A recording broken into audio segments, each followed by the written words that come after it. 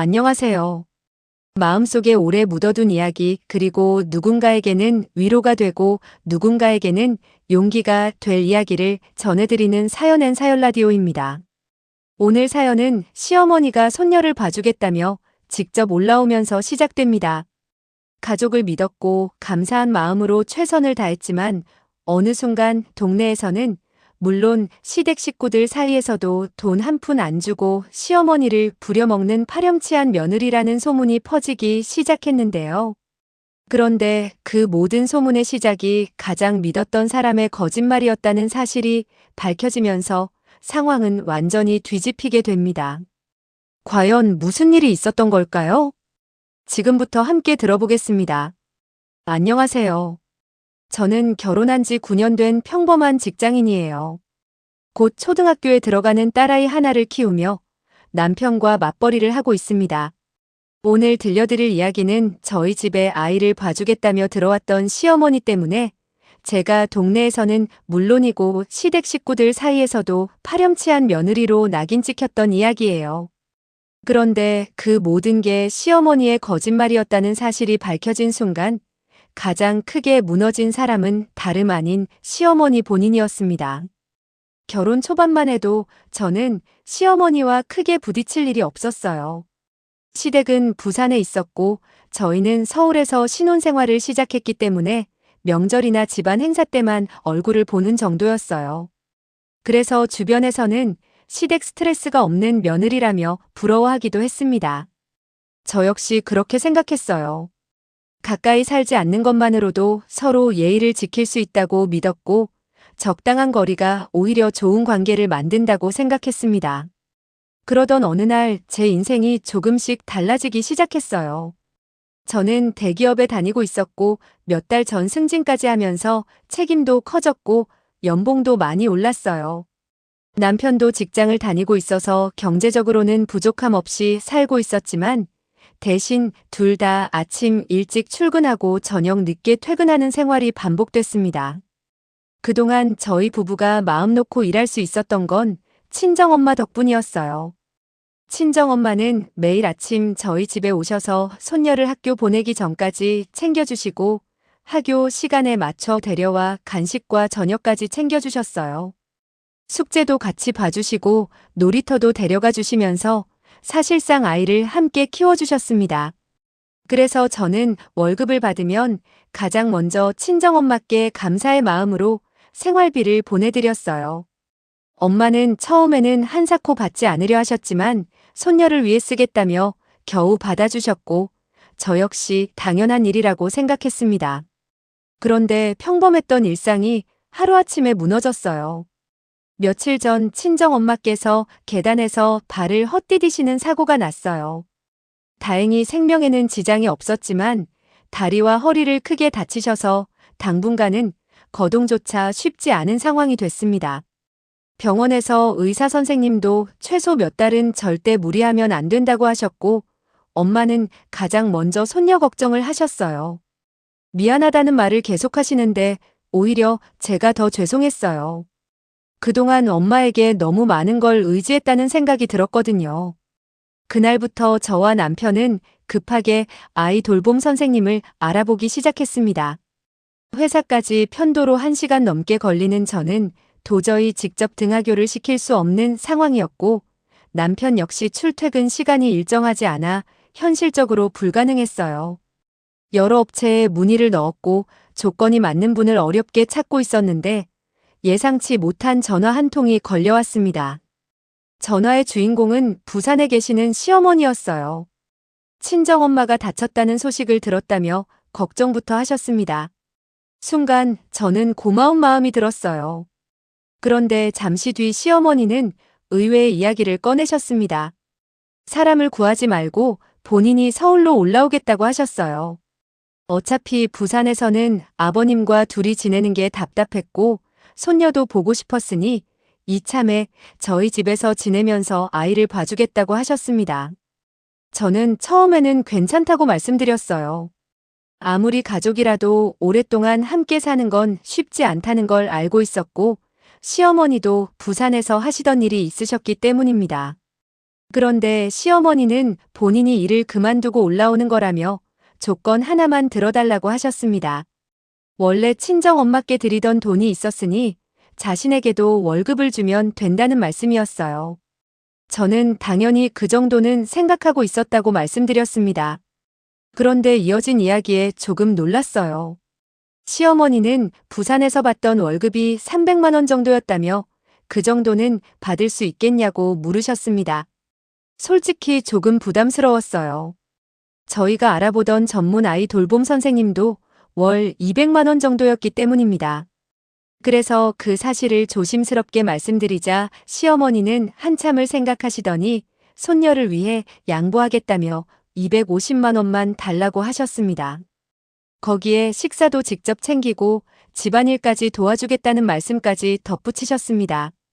남편도 엄마가 그 정도까지 희생해 주신다면 감사하게 생각하자고 했고, 저 역시 고마운 마음이 컸기 때문에 흔쾌히 그렇게 하기로 했습니다.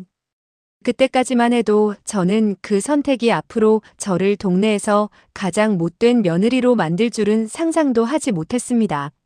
시어머니가 서울로 올라오신 첫날만 해도 저는 정말 잘된 일이라고 생각했어요. 부산에서 하시던 일까지 정리하고 손녀를 위해 올라오셨다는 사실만으로도 감사한 마음이 컸고, 이제는 친정엄마 걱정을 조금 덜 수 있겠다는 안도감도 들었습니다. 저희 부부는 방 하나를 비워드리고 필요한 가구도 새로 들여놓았어요.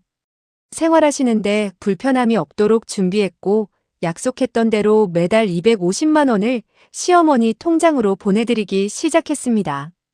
장을 보거나 생활용품이 필요하실 때 쓰시라고 남편 명의의 신용카드도 한 장 드렸고, 남편은 엄마가 멀리서 우리를 도와주러 오신 만큼 아끼지 말자고 했습니다. 저 역시 같은 마음이었어요. 그런데 그 믿음은 오래가지 않았습니다. 처음 며칠 동안은 모든 것이 순조로워 보였어요. 아이도 할머니가 함께 있으니 좋아했고, 저는 마음 편히 회사에 다닐 수 있었습니다.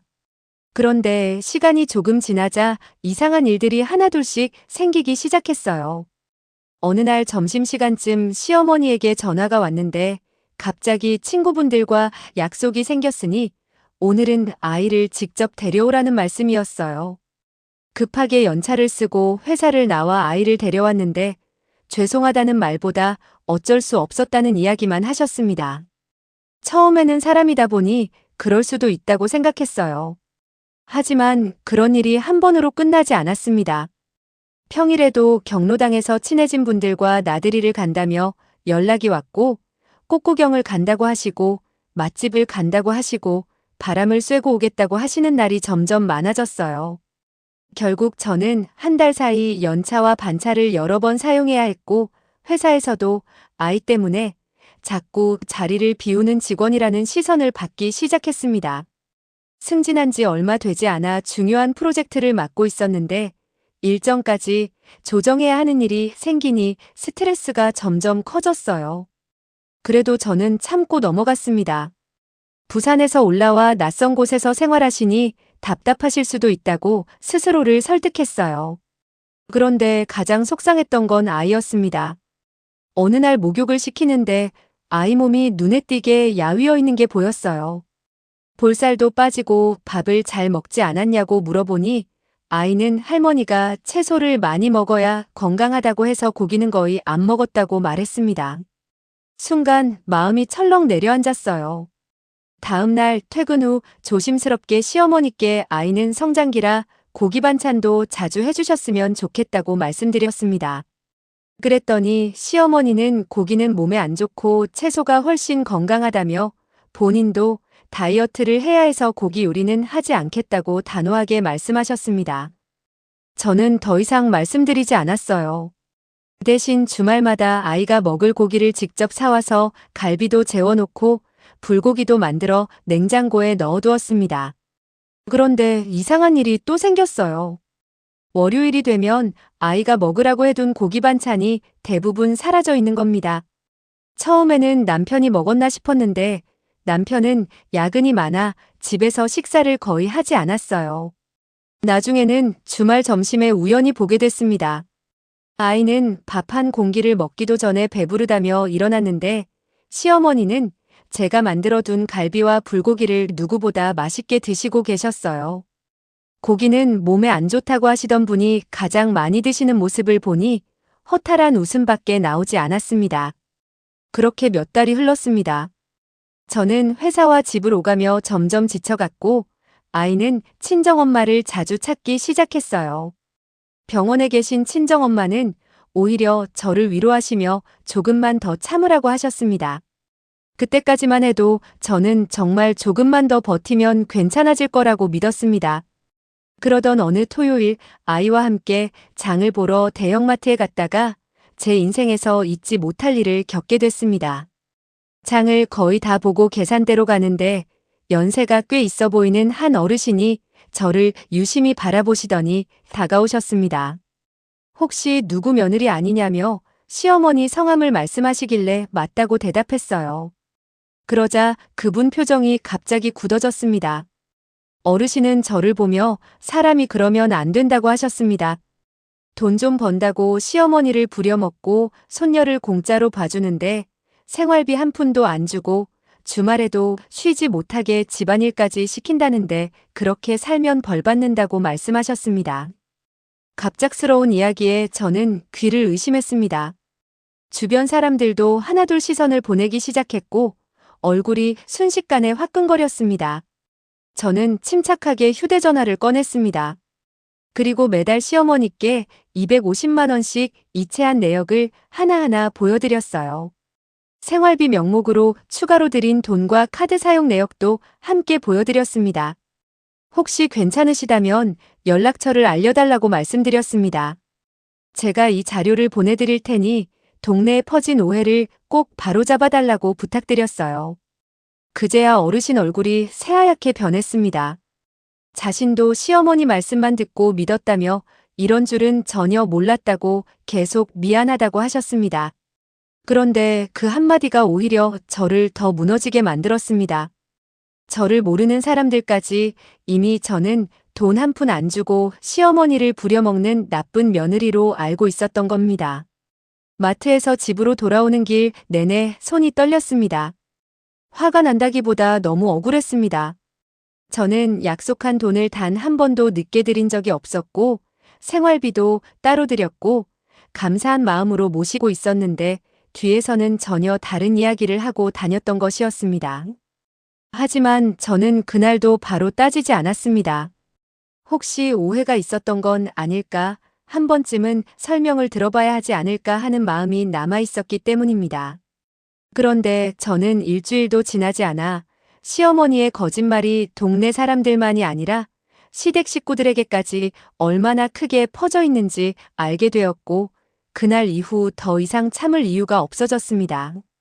마트에서 있었던 일을 애써 잊어보려고 했지만 머릿속에서는 계속 같은 생각만 맴돌았습니다. 저는 단 한 번도 시어머니를 돈 때문에 모신 적이 없었어요. 오히려 감사한 마음으로 약속했던 돈을 꼬박꼬박 보내드렸고 생활하시는데 부족함이 없도록 카드까지 드렸습니다. 그런데 저는 어느새 동네에서 시어머니를 착취하는 파렴치한 며느리가 되어 있었어요. 그날 이후 저는 시어머니를 바라보는 시선이 완전히 달라졌습니다. 그리고 일주일 뒤 결국 모든 것이 터졌습니다. 그날은 토요일이었고 시어머니는 아침부터 경로당에서 친해진 어르신들과 꽃구경을 간다며 집을 나섰습니다. 평소처럼 예쁘게 화장까지 하고 새 옷을 꺼내 입으시며 저녁 늦게 들어오겠다고 하셨고 저는 아이와 집에서 시간을 보내고 있었습니다. 오후가 조금 지났을 무렵 시아버지에게 전화가 걸려왔습니다. 반갑게 인사를 드렸는데 시아버지 목소리는 생각보다 무거웠습니다. 그리고 대뜸 시어머니를 주말만이라도 쉬게 해주면 안 되겠냐고 말씀하셨습니다. 애도 봐주고 집안일까지 하는데 쉬는 날도 없이 부려먹는 건 너무한 것 아니냐며 시어머니가 매일 부산으로 돌아가고 싶다고 울면서 전화를 한다는 이야기를 꺼내셨습니다. 심지어 돈도 제대로 못 받고 고생만 한다고 하셨습니다. 저는 순간 아무 말도 할 수 없었습니다. 도대체 제가 모르는 사이 무슨 이야기가 얼마나 퍼져 있었던 걸까 하는 생각이 먼저 들었습니다. 잠시 숨을 고른 뒤 차분하게 말씀드렸습니다. 아버님, 어머님 지금 꽃구경 가셨습니다. 지난주에는 바다에 다녀오셨고 그 전주에는 계곡에 다녀오셨습니다. 평일에도 친구분들과 자주 외출하셔서 제가 회사 연차를 여러 번 썼습니다. 전화기 넘어가 갑자기 조용해졌습니다. 믿기 어렵다는 듯 다시 묻는 시아버지께 저는 사실대로 말씀드렸습니다.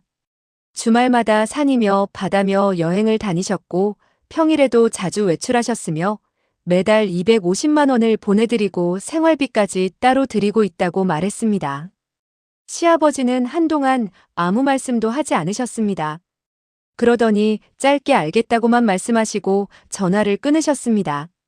그날 저녁 저는 결심했습니다. 더 이상은 참지 않기로요. 늦은 저녁 꽃놀이를 마치고 환하게 웃으며 집으로 들어온 시어머니는 제 표정을 보자마자 분위기가 평소와 다르다는 걸 느끼신 것 같았습니다. 저는 최대한 차분하게 말씀드렸습니다. 이제 아이 돌봄 선생님을 구할 예정이니 부산으로 내려가시는 게 좋겠다고 말씀드렸습니다. 그러자 시어머니는 믿을 수 없다는 표정으로 왜 갑자기 그런 말을 하느냐며 목소리를 높이기 시작했습니다. 고성이 커지자 방에서 쉬고 있던 남편이 밖으로 나왔습니다. 남편은 무슨 일이냐고 물었고 시어머니는 기다렸다는 듯 제가 갑자기 자신을 부산으로 쫓아내려 한다며 눈물을 흘리셨습니다. 남편은 당황한 얼굴로 저를 바라봤습니다. 엄마가 무슨 잘못을 했냐며 왜 상의도 없이 이런 이야기를 하느냐고 물었습니다. 저는 남편을 바라보며 잠시만 기다려보라고 했습니다. 그리고 휴대전화를 꺼내 시누이에게 전화를 걸었습니다. 전화는 금방 연결됐습니다.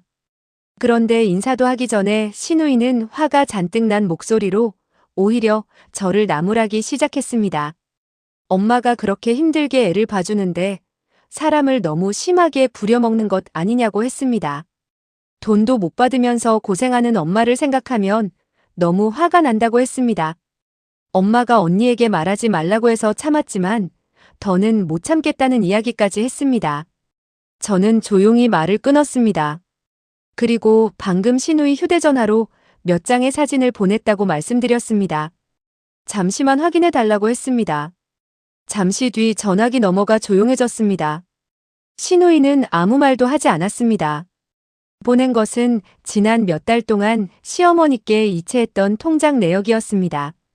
매달 250만 원씩 입금된 기록, 생활비 명목으로 따로 보내드린 내역, 카드 사용 내역, 그리고 아이를 봐주시지 않아 제가 회사 연차를 사용했던 날짜까지 정리한 메모였습니다.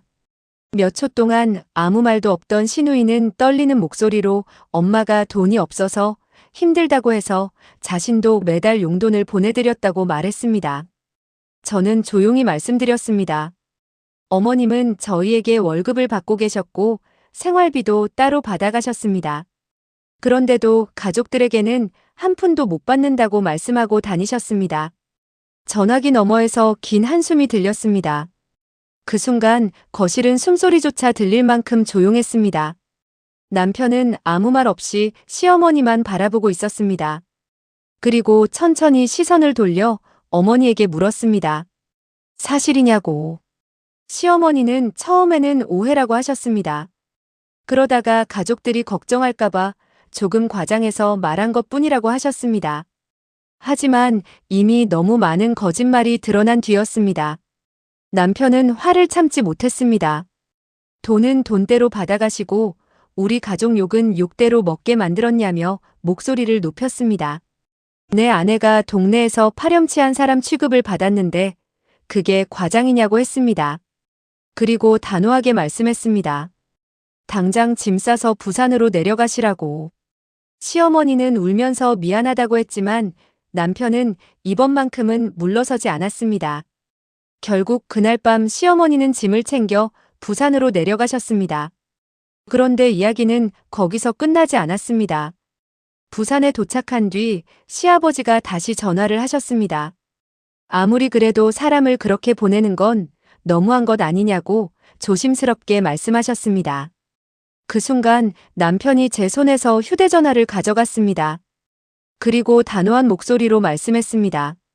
엄마는 돈도 받아가시고 놀러도 다니셨습니다. 그런데 우리 가족을 거짓말로 나쁜 사람 만들었습니다. 제 아내는 아무 잘못도 없는데 동네에서 욕을 먹었고 제 동생에게도 억울한 소리를 들었습니다.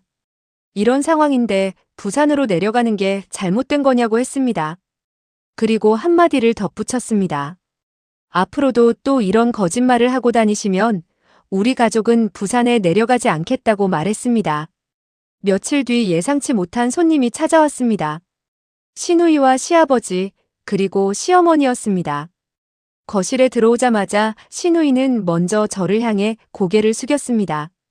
엄마 말만 믿고 언니를 오해해서 죄송하다고 했습니다. 시아버지도 당신이 한쪽 말만 듣고 저를 몰아세운 것이 부끄럽다며 사과하셨습니다. 마지막으로 시어머니가 제 앞에 서셨습니다.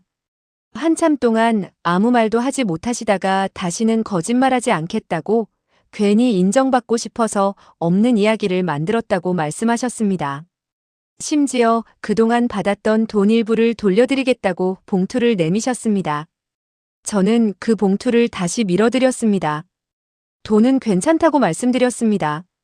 다만 다시는 저를 나쁜 사람으로 만드는 거짓말만 하지 말아달라고 부탁드렸습니다. 시어머니는 아무 말 없이 고개만 숙이셨습니다. 그 일을 계기로 시댁 식구들도 더 이상 한쪽 이야기만 믿지 않게 되었고 남편 역시 어떤 일이든 제 이야기를 먼저 들어보려 노력하게 됐습니다. 아이도 전문 돌봄 선생님과 금세 잘 적응했고 친정엄마도 재활 치료를 마친 뒤 건강을 많이 회복하셨습니다. 지금은 시어머니와 적당한 거리를 유지하며 지내고 있습니다. 가끔은 생각합니다. 사람은 거짓말 한 번으로 잠시 좋은 사람처럼 보일 수는 있어도 결국 진실은 반드시 드러난다는 것을요. 그리고 그날 저는 다시 한번 깨달았습니다.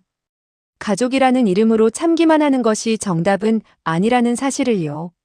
진실을 말해야 할 순간에는 반드시 말해야 자신도 가족도 지킬 수 있다는 것을 배웠습니다.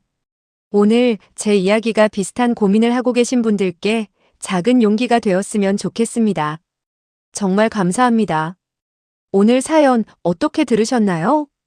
가족이라는 이유로 참고 또 참다 보면 언젠가는 진실이 알아서 밝혀질 거라고 믿는 분들이 많습니다. 하지만 때로는 침묵이 오해를 더 크게 만들기도 합니다. 내 잘못이 아닌 일까지 감당하며 살아갈 필요는 없다는 것을, 그리고 진실은 결국 가장 강한 힘이라는 것을 다시 한번 느끼게 되는 사연이었습니다. 오늘도 끝까지 함께 해주셔서 진심으로 감사합니다. 사연이 공감되셨다면 좋아요와 구독, 알림 설정으로 사연 N사연과 함께 해주세요. 여러분의 작은 응원이 더 많은 사연을 전하는 큰 힘이 됩니다. 여러분도 마음속에 오래 간직했던 이야기가 있다면 언제든 사연 N사연으로 보내주세요. 여러분의 이야기에 귀 기울이겠습니다. 지금까지 사연 N사연이었습니다. 다음 시간에도 따뜻한 이야기로 다시 찾아뵙겠습니다.